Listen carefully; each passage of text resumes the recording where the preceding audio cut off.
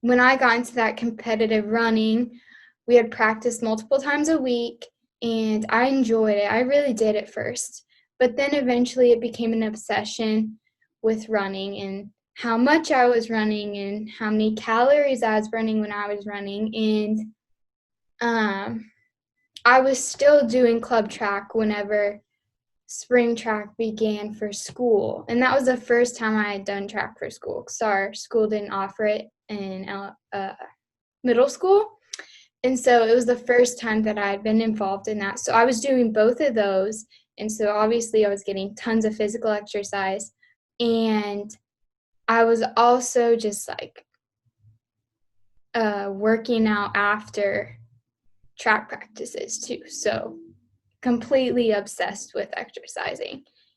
But it was because I thought I wanted to be the best I could. Mm-hmm. And I remember being this Olympic athlete. Her name's Colleen Quigley, and I wanted to be just like her. And so I thought, oh, if I run just like her, if I work out just like her, then I'll be where she is one day. And it started out as a good motivator, but eventually, again, it became an obsession.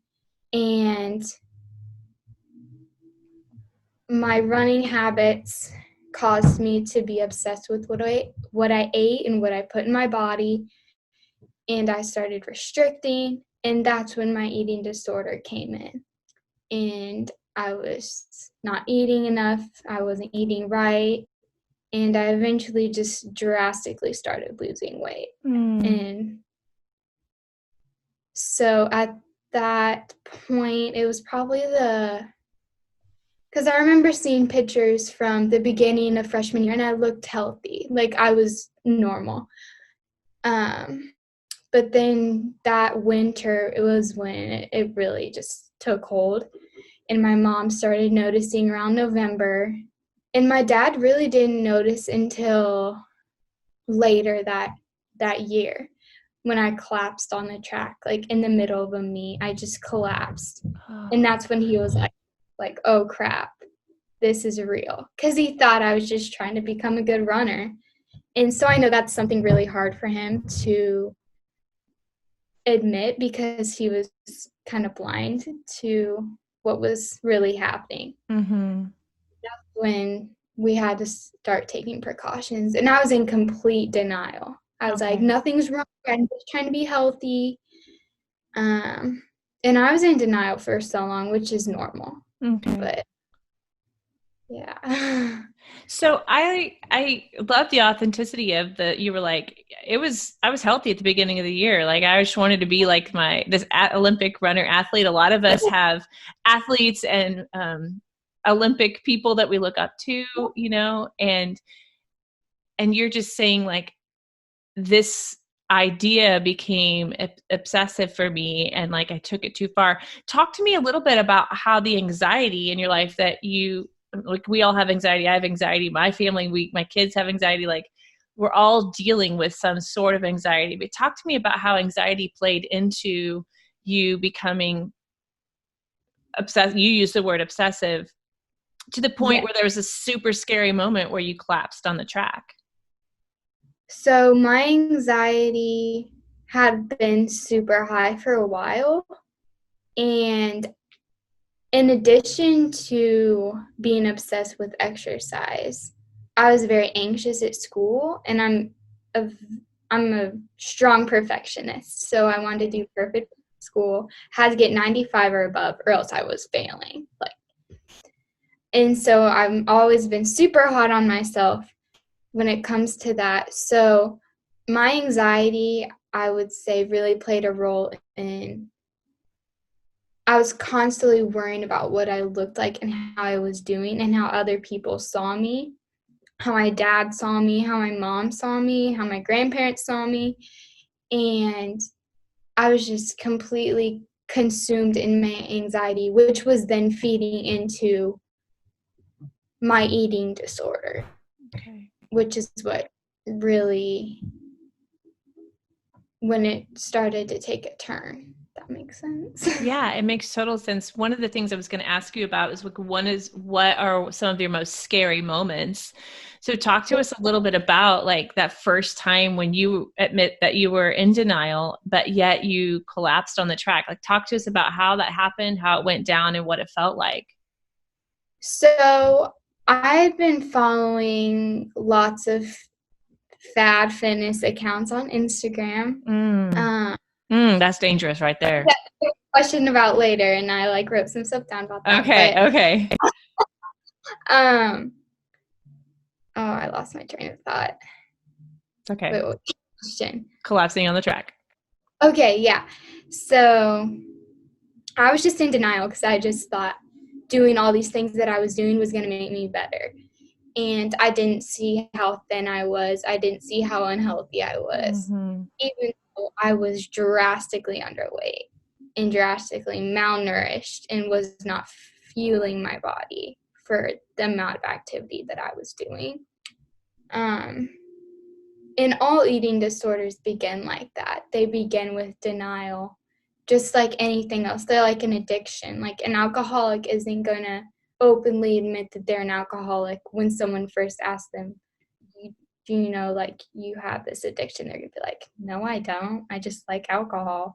I was like, no, I don't. I just want to be healthy. That's what I thought. Mm-hmm.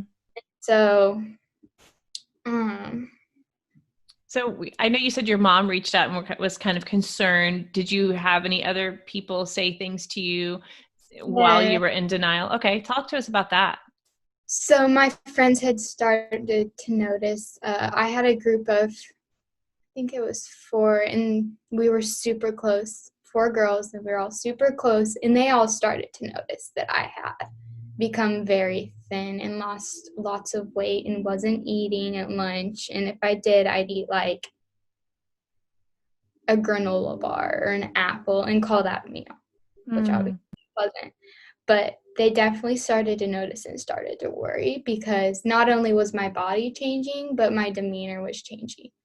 Because whenever you have that eating disorder, your brain completely, it basically is, it's so messed up. And so I became very irritable, very um, fatigued and exhausted mm, constantly. Like I had the darkest bags under my eyes always, and I mm, just looked so exhausted. And so my friends started noticing, my parents noticed, and I think really everyone was noticing that something wasn't right because I wasn't myself anymore, mm-hmm. like at all. My mom's like, I just remember thinking, where did Carly go? Because this isn't her. Because I used to Mm, be so joyful and confident, and then all of a sudden I'm just consumed with this eating disorder and anxiety and depression, and it was really showing in more than just my physical state. mm-hmm. Like my interactions with my friends, I was starting to lose those relationships, which was super hard. And my therapist also knew that I was dealing with it. And she had actually told my mom years before, she was like, Carly's going to deal with an eating disorder. And my mom's like, why would you think that, you know? And she had dealt with one herself, my therapist, and she's like, she has all the symptoms and signs. Like, Oh gosh. often when you deal with those things at a young age, with anxiety, with body dysmorphia, with um, depression, perfectionism, a lot of those play into eventually manifesting into an eating disorder. So Mm. just So basically everyone around me knew. So it wasn't just even that you expected your body to look a certain way, but you mentioned earlier that you expected yourself in other ways to be perfectionistic and have like a 95% on your tests or above, or you were failing. So it was like an all or nothing sort of anxiety. Oh, for sure. It all or nothing all the time. It was.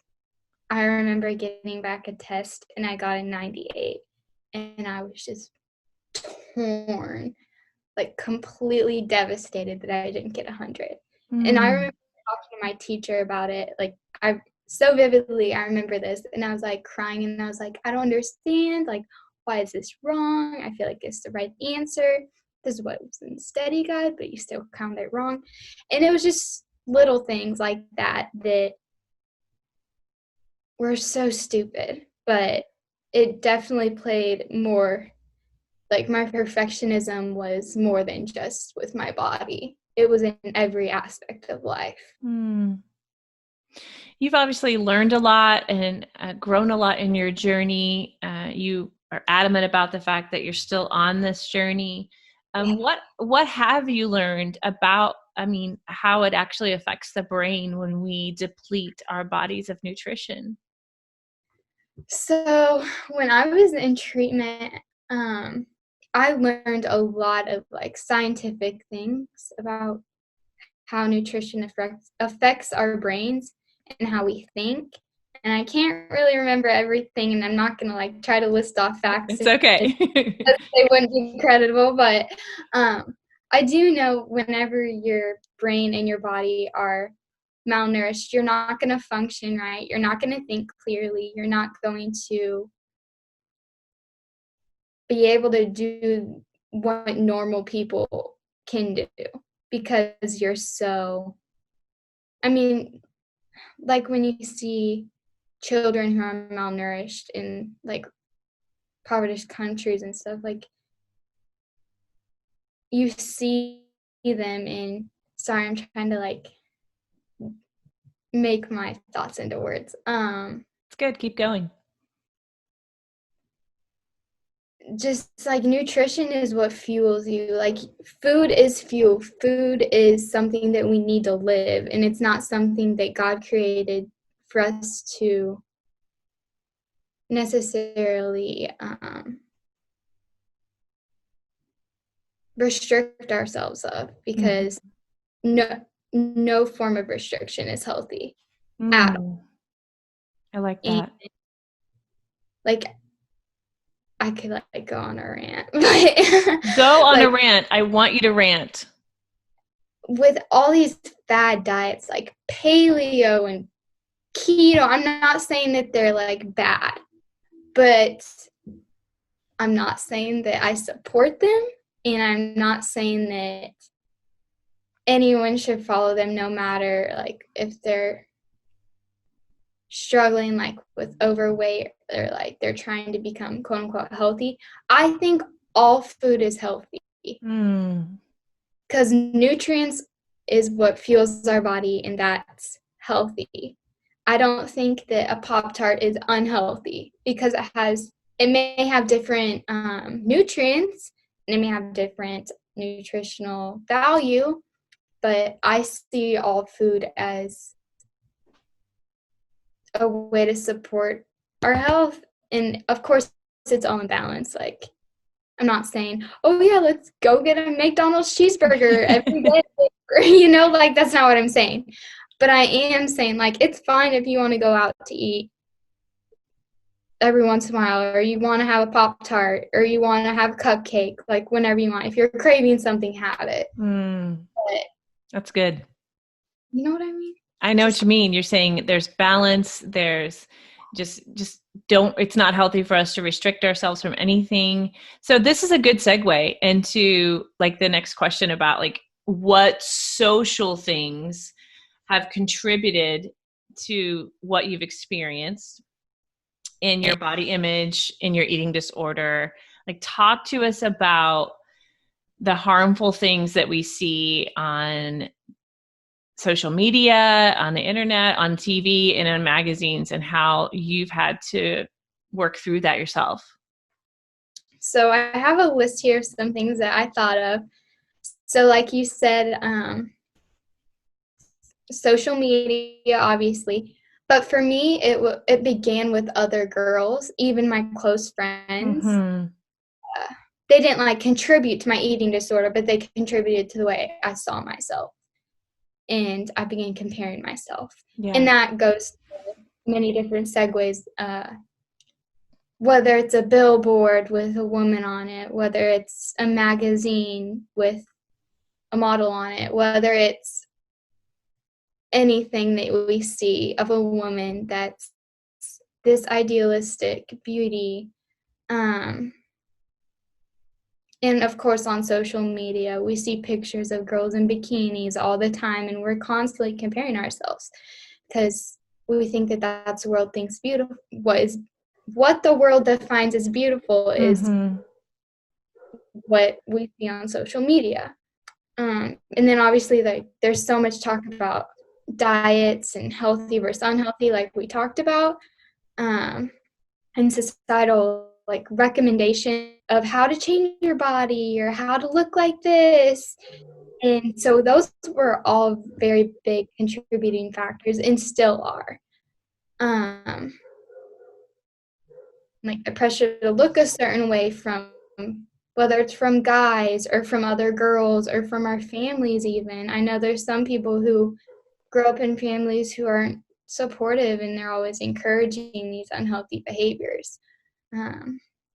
But I could go on and on about social contributing factors because it's also more than just seeing these other girls and comparing ourselves. It's also what we deal with internally, like with our anxiety and depression and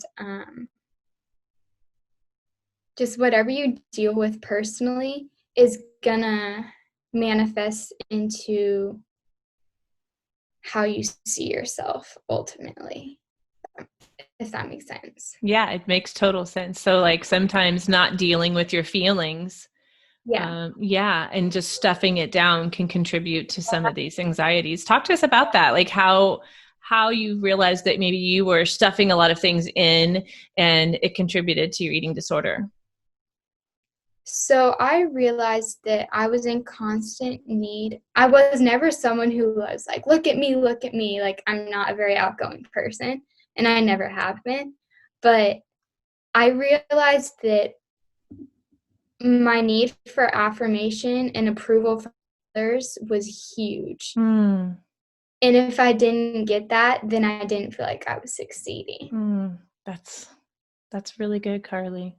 So even now, I still deal with that. Like,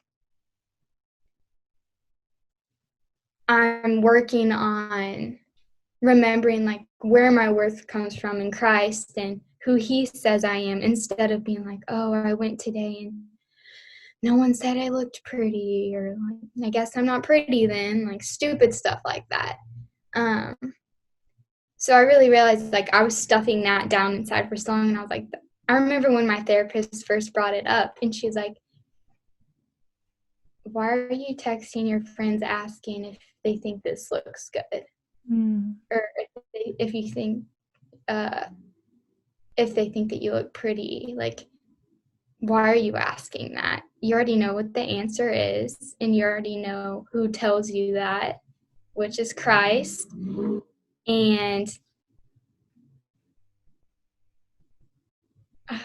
that was just like a huge point in my life where I was like, wow, it was mind blowing.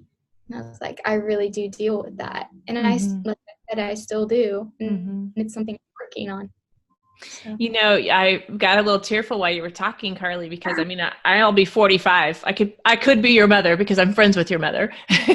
I'll be 45, and I think that I still deal with that as well. And so I do think it's a lifelong temptation, a lifelong journey to remember that we already know the answer, like your therapist said. We already know the answer to those questions, and yet, why do I say, which pair of shoes should I wear? Does this look better or this look better? You know, but I like already know which ones I like better anyways. And yeah, so, you it's know, just starting for approval, yeah. ultimately.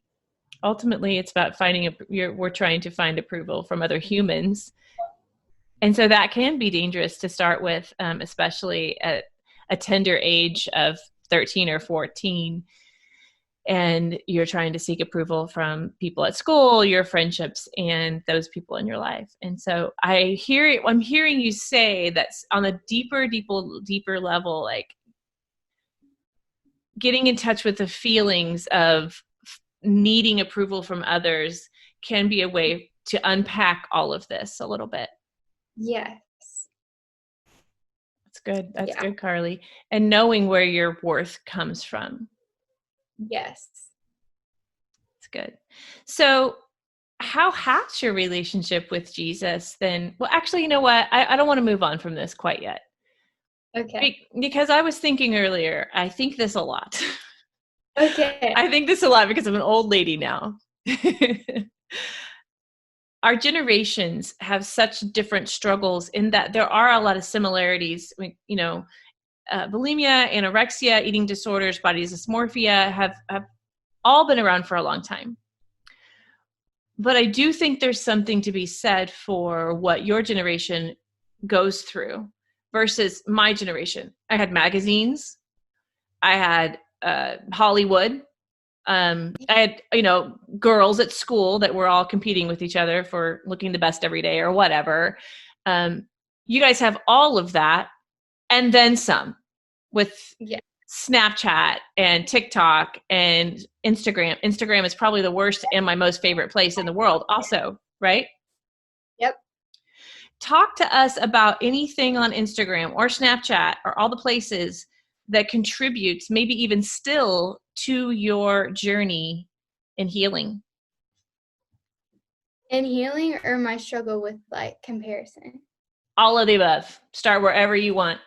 So I would say Instagram is a huge one for me and has been since freshman year in high school. Yeah. And who you follow, like what I say, this is something that I was actually listening to a podcast from Sadie Robertson the other day, and she said, you're in control of your social media. Whether you want to delete it and just be off of it completely, or you still want to be on it because there's some people you do genuinely find encouraging. But you're in charge of who you follow. You're in charge of what you see. You're in charge of who follows you, what you put out. And for me, that was a very eye-opening point. Like, this was just yesterday. And I was like, oh, so when I'm scrolling through Instagram and I see all these girls and I'm like, oh, I wish like I looked like them, or I wish that people would like give me affirmations like people give them affirmations. I was like, that's not healthy to follow those people because I'm condescending myself. So why don't I unfollow them? And so that's something I'm actually going to do today later. It's just, and I have done it before, but just like go through and unfollow Yeah. all these accounts that just aren't beneficial to you. And maybe they are beneficial to some people and helpful, but maybe I compare myself to the way they look. So I'm going to unfollow them because of that. And it doesn't mean that they're awful people at all. It just means that I'm trying to make, if I want to be on this platform, I'm trying to make it as beneficial to me as I can. Mm-hmm. I would also like encourage a lot of teenage girls or like women to do the same because, like I said, we're in control of what we see, and what we see makes us feel certain ways, and we can change that.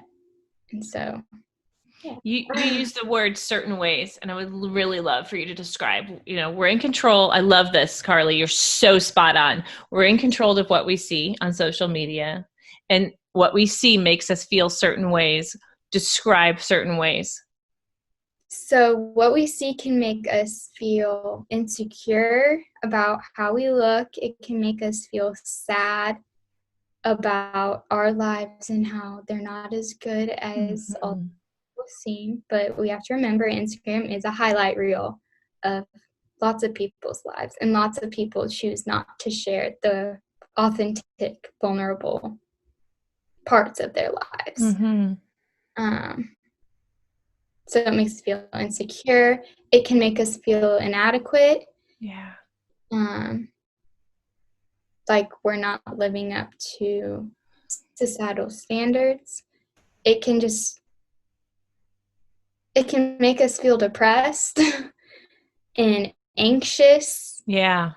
feel like we need to do more, and that can be super unhealthy. And there's just so many negative things that social media can do. But Mm-hmm. there's also so many things that it can be used in positive ways if we allow it to be used Yeah. in positive. That makes sense. Amen. It makes such good sense. I mean, we're on social media right now, Yes. and we're talking about really Yeah. deep and tough issues for in trying to get the word out for good. So I too have my own journey and story of that exact same type of thing, with Instagram and even Facebook, just being a fitness instructor. Earlier when we were talking, prior to this, you described different kinds of eating disorders. Like, you described all the different forms of, you had so many more names than I was aware of, like, even like over exercise. And talk to us about the different forms of eating disorders and their names. Okay, so I mean, I'm not an expert, but I know a few of the different ones. So there's orthorexia, which is an obsession with clean or healthy eating. And basically, you're just controlling what you eat. And I'm not trying to bash anyone, but like vegan diet, that's a huge one where I think a lot of people use that label to hide Oh, what they're really going through. And they just don't realize it, if that makes sense. I feel like a yeah. lot of people use these labels to hide their, for example, like there's a lot of people who are vegan, but that's a huge form of restriction, and that is orthorexia. Hmm. Um, and so there's orthorexia, and I know there's like, Sorry, I didn't quite catch that. Could you please repeat it? Suri's talking to you. It's okay. It's live. It's live. even It's okay. so what was I saying? Orthorexia. You were talking about vegan, and I'd like to land on this for just a second because, again, being in the fitness world, there's a lot of great things of health benefits about eating lots of vegetables. Eating from the earth is so good. You're like, I'm not bashing anyone, but I know that you have experience. You've been in treatment. Yeah. You've spent a lot of time studying this. You see a therapist for this, and so you've spent a lot of time getting to know yourself and probably getting to know others.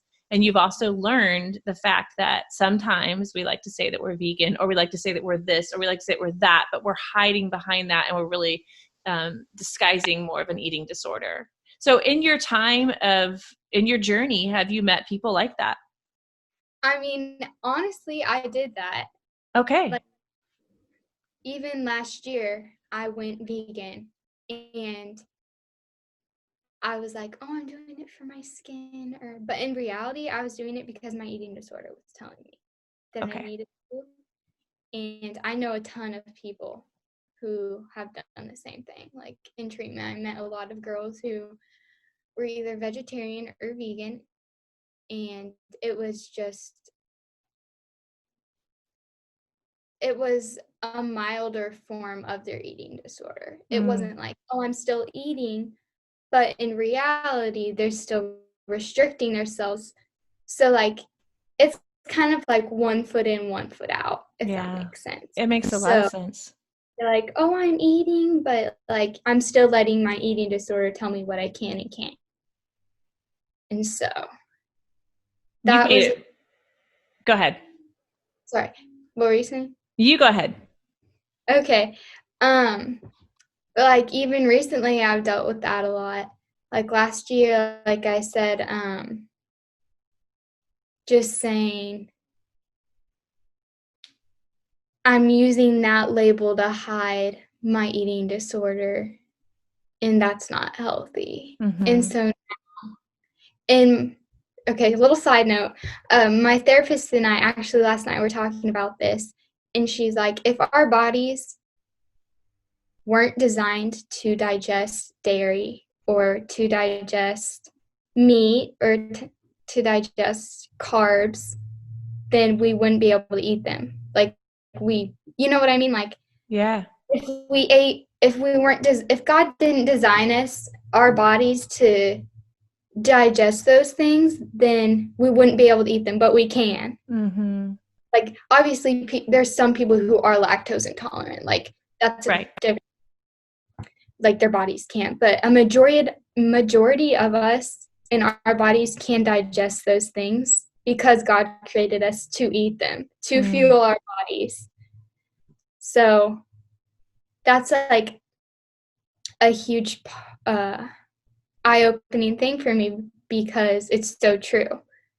Like, I'm thinking like, oh, God created those things for me to eat, and if my body wasn't supposed to eat those things, then it wouldn't be able to digest them.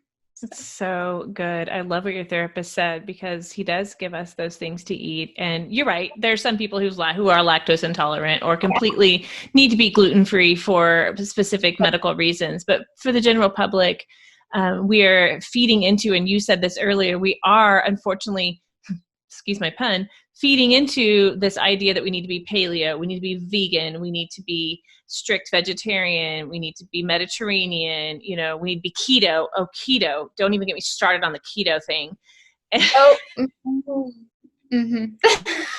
So it plays it plays games with our minds and our hearts and our emotions. And you're just really getting the message out that restriction in general can be dangerous.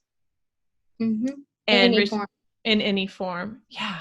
And that sometimes we live behind those labels, but really underneath it all, we're controlling something. It's still something for us to be in control of, and say that we're vegan instead of saying, I have an issue with eating in an emotional way or a non-emotional way. Yeah. Tell me about some of your triggers. We've talked before about your triggers. So you've been on a journey, you've experienced anorexia. You've experienced bulimia. Yep. At times. You're very open about having this be a journey of eating disorder. Tell me about some of the things in your journey that have triggered you. So social media was a huge one. Okay, I just want to pause. Let's repeat that again. Everyone who's listening, social media was a huge one. Okay, we just need to control our social media instead of letting it control us. Okay, go on, Carly. So social media, other girls, even my friends, and it's not that I didn't love them. It was that I was jealous and insecure. So that was a huge trigger. More triggers are also like the societal recommendations of what we should and shouldn't eat. Those are huge triggers. So whether I hear ad on the radio or I'm scrolling through Instagram and something pops up, try this skinny tea or whatever, like those are huge triggers. Honestly, anything. But when I begin to, like, if I'm doing super well for a long time and I begin to become super overwhelmed, whether it's with schoolwork or stress and anxiety, often when I deal with those things, my eating disorder comes in. Okay. And that's something that I've discovered lately, like talked through with my therapist. Whenever I start to feel those certain ways, that's when my eating disorder comes in strong, which is what has happened lately. And that's why I'm getting help I need and dealing with it. So I love that you are very admitted that it's a journey for you and that you are continuously getting the help that you need. What you've said today is extremely brave, extremely authentic and raw. And I don't know that a lot of girls your age would be able to come on live Facebook. I mean, I know you don't hang out on Facebook because you're a teenager. This is where the old people hang out, right? But I don't know that a lot of girls your age would be able to be this clear and authentic and raw as you have been. how has your relationship with Christ helped you continue to heal? So I'm just going to start from like kind of the beginning when I was in recovery, if that's okay. Yeah. Year, I grew up in a Christian household, super strong Christian household. Went to church every Sunday. I went to a Christian school, so I was constantly surrounded by Jesus lovers. But in treatment was when I really had no one. I had no one there with me. I called my family once a day, and I got to talk to them for 10 minutes. I got to see them. I didn't see my brother and sister for 3 months. Wow. I saw my parents every other weekend for about an hour a week. So I was very alone, even though I was surrounded by an amazing group of girls who were going through the same thing in my treatment center. So that was amazingly helpful, and I miss it sometimes because I was surrounded by people who understood what I was going through. We all were just there to support each other. But during that time, I remember I had so much like free time and so much time to dig into the word. And I remember thinking, you know what, like I've tried to get through this for so long, and I finally began pressing into Jesus. And I remember just waking up, and we'd have to wait in line to get our vitals done. And I'd have my Bible there with me. I'd be journaling and I'd be reading my Bible. And any free time I had, I'd have my Bible and I'd be journaling. And I remember one time my mom wrote me this letter, and she was like, we should memorize Ephesians 6 together, arm of God. And so I was always like, every week we would memorize a new verse of that. And so eventually we got to the point where we memorized the whole thing together. And that was just like the best. And I'm sure I could remember it if I went over it a few times, but right now it's a little fuzzy. But during that time, like I just remember pressing into God so hard, where He was the only thing I truly had. And whether I was at the dinner table with the other girls, I was praying, or before I went to bed, I would get out my Bible, sit there on my bed, have my Bible, and just read the word and listen to my worship music on my little MP3 player. Literally every second of my life was consumed with Jesus, and it was the best feeling ever. Like those 3 months was a point in my life when I was so close to God, and I miss it. Like I know I can be that close to Him again, but it takes a lot of work, but it was so much easier because I had so much less distractions. I didn't have school. I didn't have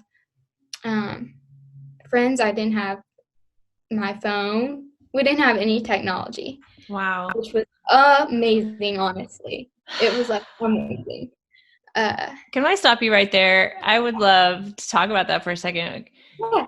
I mean, I'm almost 45 and I understand the value of turning my phone off for a couple days, but sometimes it takes an adjustment, going on vacation or not having service or whatever. It's just like you feel naked, right? You feel naked and a little scared at first, like the world's going to forget about you or something.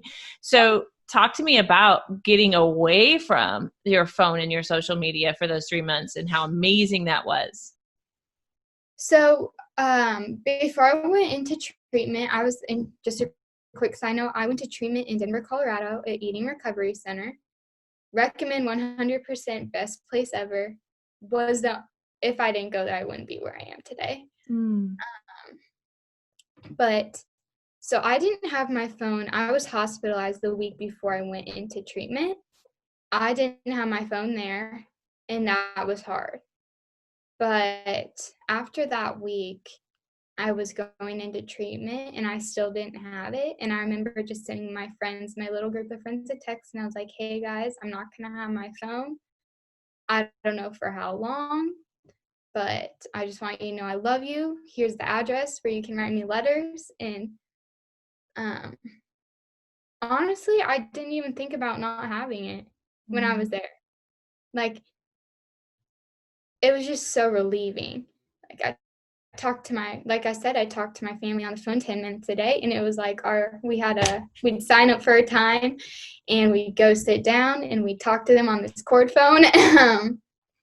And I didn't even think about not having it. And there was about 15 other girls there with me, I think, something like that. We just do other things with our time because we'd play cards, we'd play board games, we had like classes, like therapy classes together.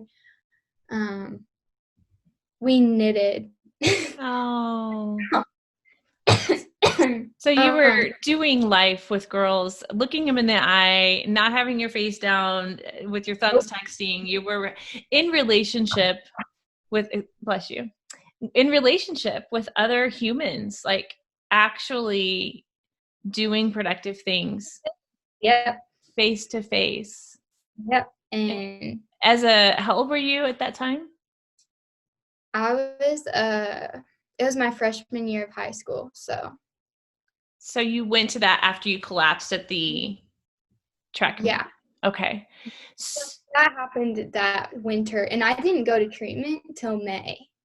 Okay. So I had gone through like therapy, like eating disorder therapy and stuff, and a dietitian, but nothing worked. And so then eventually my parents were like I'd went from like minor therapy to another therapist and dietitian to another one, and then they recommended me to Children's Mercy. And then eventually they're like, we can't help her. Like, she needs more serious help. And so then I went to Denver. Oh my gosh. It's okay. It's life. It's fine. The whole world's seeing you sneeze and cough. It's fine. So, but what you're really saying is getting away from your phone was helpful and beautiful, and you were face to face with other women, other young women. Yeah. It was honestly the best. So we were talking about how while you were there, you were also alone, but you weren't alone because it was the most beautiful time with Jesus. And then I interrupted you and talked to you about not having your phone. So keep on telling us about being alone with Jesus for those 3 months. So, like I said, every second of my day, I was consumed with. Oh my gosh, I have something in my throat. Sorry. Was like consumed with Jesus, and I remember having this thought one day, and I was like, wouldn't it be great if because there was a few other Christian girls that were there with me, who I still am in touch with today. We're not supposed to be, but I'm not telling anyone. And I remember thinking, what if I started like a little devotional group? Oh. So I had this little devotional book that was sent to me by someone, and every morning there was like 3 of us girls. Every morning, before breakfast was at 8. We'd meet in the lobby. Mike and my kids are getting home from school now, Carly. Hey, Trey. Shh. You meet in the lobby. We would meet in the lobby, and we would go through a little devotional together, and then we'd pray. And that's what we did every morning before breakfast. And it was just like a sense of community and fellowship there with just us 3 girls. And I know for sure God was working in them. And hopefully we were reaching other girls, because this place was not Christian affiliated at all. Actually, one of the people who worked there, I don't remember what we called them. They had a certain title, but so we were doing it in the like common area one day, and he was like, "You guys need to move." He was like, "You guys need to move. You can't do that here." And I was like, just a second, Carly. I'm sorry. You're not going to be able to do that right now. You're going to need to wait about 20 minutes. Thank you. Thank you. Okay, keep talking. And I was just, what was I saying? So one of the people said you guys are going to have to move, like while you were in. Yeah, he was like, you guys are going to have to move. And I was like, okay. And he was super rude about it. Was not one of my favorite workers at all. We actually all detest him. But we made it work, and we moved to the other side of this other little room, and we did it there. And so the devil was definitely prevalent because Yeah. there were even other girls there who were very atheistic and super judgmental about it. But we had our little group, and we loved it. And there was a little girl there who I absolutely adored. And still in touch with her, but she was, I don't know how old she was, 10. And There was another little girl there who was 10 years old and in treatment. oh, yeah, there was a little girl who was there, and she was 6. Really? Yeah. So Carly, do you see this as a problem getting younger and younger into elementary school age girls? Oh, yeah, for sure. Like, there's a lot of young girls who deal with it. And, like, one of them, it was not that she didn't want to eat. It was like it was a different type of eating disorder. So it was like textures that she couldn't, but she still was like, it was still an eating disorder. I don't know what it's called, but definitely getting, and I think it's all because of these things. Yeah. Oh, okay. You think it's because of the phones, like all of them? Yeah. I mean, how many kids do you see with phones that are 6, 7, 8 Yeah. years old that have Instagram and It's becoming a problem. It's like younger, it's hitting younger and younger and younger. Yeah. I really do think so. And you actually witnessed that in treatment. There was a little girl who was 10. So sweet. Oh my gosh. Absolute sweetest little Christian girl. I loved her to death. I hope she's doing well now, but she was just, it was awful. I remember just sitting and crying with her because it was the most heart-wrenching thing to witness. And I was like, I'm dealing with this and I'm 15. She's dealing with 10, and it's a lifelong thing. And she started it at such a young age, and it was just tore me apart. Like, if I hear about anyone who has an eating disorder, I'm just like, I wish I could take it from them because it's the worst thing ever. Yeah, I always think it would be really hard. Earlier, you talked about addictions and alcoholism, and we were talking about, being addicted to drugs, but like you can't get away from food. No. Like it's there. You actually need it for your body, for fuel. We can live without alcohol. We can live without drugs. We can't actually live without food. And so it's in your face all the time. Yeah. And an eating disorder is an addiction. This is something we learned in treatment. It is an addiction. And so, but it's way different than any other addiction, like you just said, because food's something we need, and it's something that's always going to be there. And so it's always going to be something that, unfortunately, if you have an eating disorder, it's really rare for people to never, ever experience any form of eating disorder thoughts in their life. So unfortunately, it's a lifelong thing. And I'm not saying like it can't get like to the point where you really don't think about it, but it's always going to be there. Yeah. Which sucks, but it's true.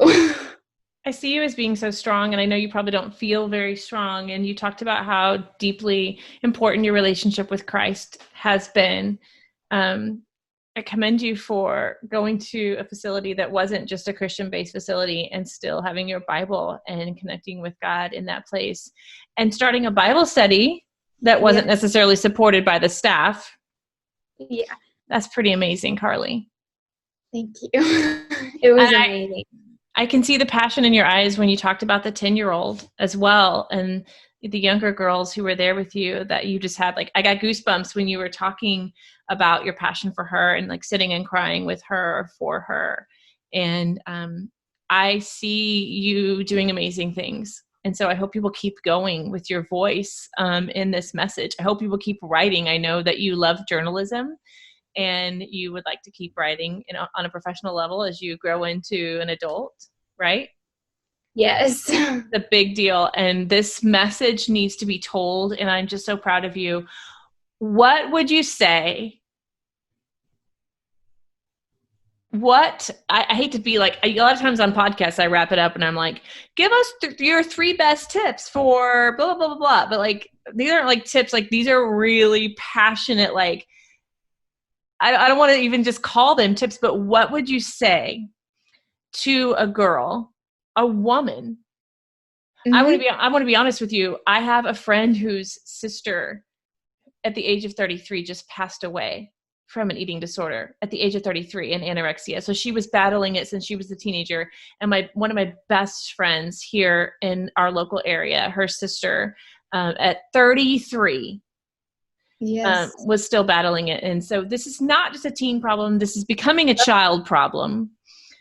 This is an adult problem of which you're very aware, I'm sure. So, and it's not just a girl problem.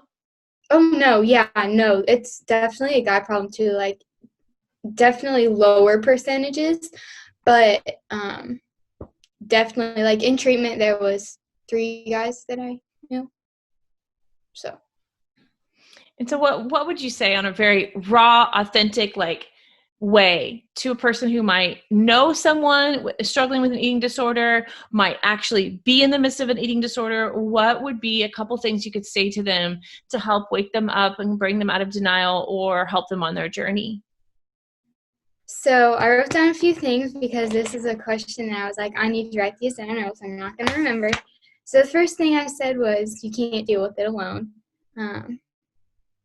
Because I thought I could deal with it alone for a long time. I thought that I could just fix it and just start eating again, but that's not how it works. Once you have your eating disorder, it's only going to get stronger, especially when you're fighting. The devil's going to get stronger because when you're fighting back, Satan doesn't want that because you're doing something good and he doesn't want that for you. Amen. Amen.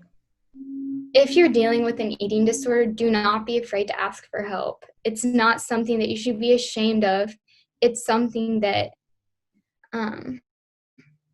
you need to do because without it, you're not going to get better. And I don't care how many people are like, oh yeah, I dealt with like an eating disorder and I just got completely better by myself. That's virtually impossible. And to truly get better, you need people who know about eating disorders. You need people who are gonna help you through that. So see a therapist, get a dietitian. I know it's terrifying. Trust me, it's absolutely terrifying because you're giving a huge part of eating disorders is control. Like, your eating disorder makes you feel like you have control over something.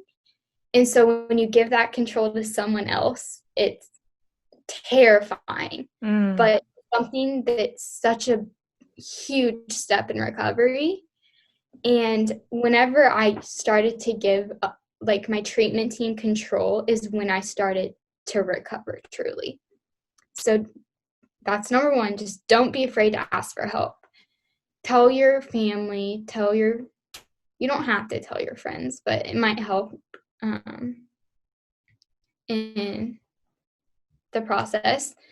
And what else did I say? Oh yeah, like, don't isolate yourself because your eating disorder is going to want you to isolate yourself from everyone. It's going to want to take away all your joy, and it will take away all your joy unless you get help. Oh, okay, this is a huge one. I said, get off social media. We talked so much about this. If you're in your eating disorder, I don't care how many accounts you unfollow. It's not going to be healthy, even if you're just following eating disorder recovery accounts. It's not healthy. Huh. Because there's like, yes, they can post encouraging stuff and quotes, but ultimately you're even going to be comparing your recovery to their recovery, and that isn't healthy in your Wow. recovery, if that makes sense. That's so real and honest, and like I could see where even following those accounts would be unhealthy for you at times. Yeah, so that's what I said. Get off social media, just delete the app. You don't have to delete your account, but delete the app until you feel like you're in a place where you can get back on it, and unfollow all the unhealthy accounts that aren't beneficial to you, because you're in control of what you see. And that's a huge one I put. And then the last one I have, Keep going. I love it. I put redefine what your definition of beauty is. So we all know what this world says is beautiful. We see it everywhere. But it's hard because we see, on one end of the spectrum, we see being super skinny and looking like a Victoria's Secret model. And then on the other end of the spectrum, we see looking like a fitness model who has curves. And it's like, where, if we're like, there's this and this, which one should I be? You know what I mean? Absolutely. You're making me get tears because I relate. Yeah. Yeah, like, because I dealt with that, because like for a long time I was like this, and then I was like this all of a sudden. And I was like, oh, I need to be super muscular and stuff to be beautiful. But in reality, we're created by the master artist. That alone makes you so beautiful, and no one can strip you from that. And I remember hearing this one time. Imagine an artist painting a picture, and he steps away from the picture and he's like, this is the most beautiful picture I've ever painted in my entire life. And then he goes and shows it to someone, and they're like, oh gosh, what is that? That's ugly. I do not like that picture. When God's the artist and we're the critiquer. So imagine how God feels when he sees us critiquing something that he knows is so beautiful. Like his beautiful creation. And we're down here just like, my fat. Look at my thighs. Yeah. Yeah, and we're just like picking it apart. Like, it doesn't make God mad at us. It doesn't make him disappointed in us. It just makes him sad.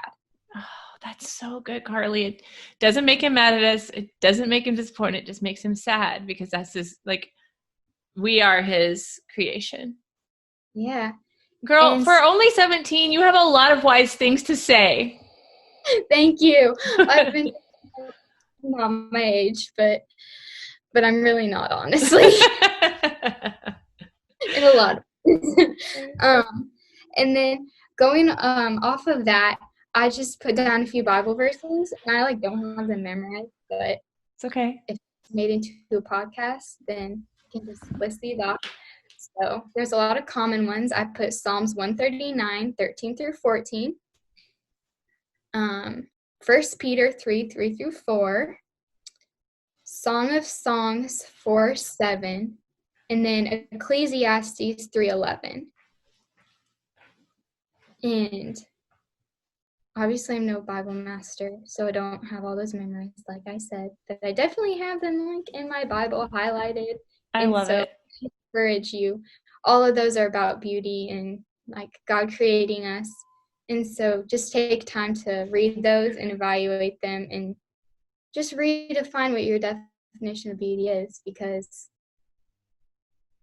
once you do that, it's going to be super eye-opening, and it might just turn your life upside down, because it's what it is. I don't remember which verse it is, but it says, beauty doesn't come from your outward appearance or outward adornments. It comes from what's inside. A woman who fears God. And that's what true beauty is.